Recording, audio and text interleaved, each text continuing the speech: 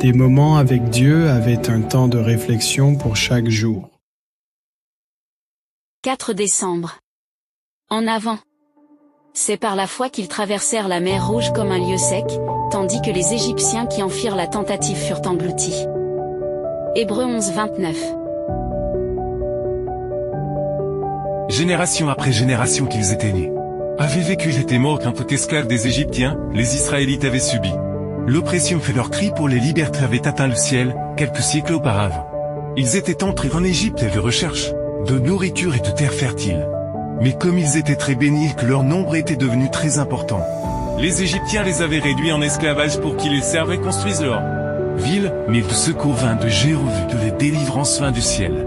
Dieu lui mettit d'une main puissante et par une démonstration de ses puissances, il fit sortir d'Égypte et les conduisit à travers le désert jusqu'à les mers rouges. Dieu était avec eux pression de nuit de feu et de l'heure qu'il pouvait défendre la cause de ses enfants.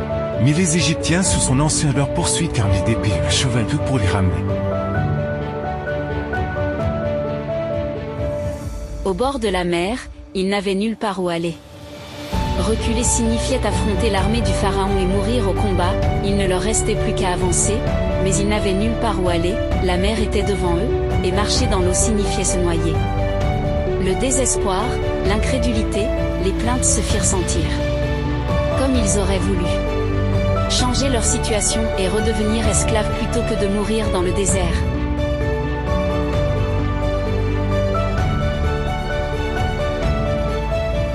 Telle fut l'expérience d'Israël que la Bible nous raconte esclaves opprimés, mourant dans les cachots. Et leur rêve de liberté semblait impossible, mais au jour fixé dans les plans de Dieu.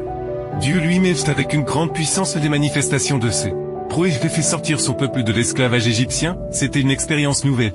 Ils n'avaient jamais connu ce jour auparavant et maintenant vibrent enthousiastes. Ils marchaient vers les terres promises. Téléphone et l'esclavage du péché dont il semble impossible de se libérer.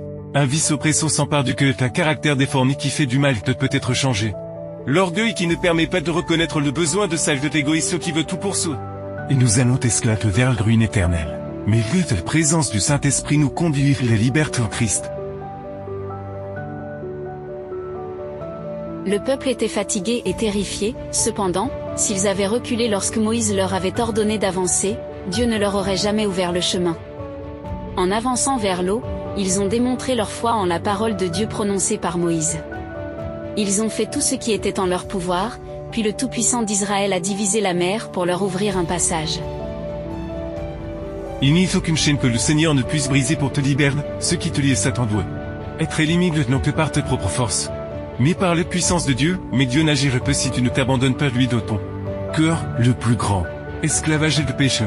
Et la plus grande liberté de vivre pour le Christ en obéissant à loi. Par conséquent, le ciel attend les personnes qui ont su marcher dans la liberté du Seigneur. Amen.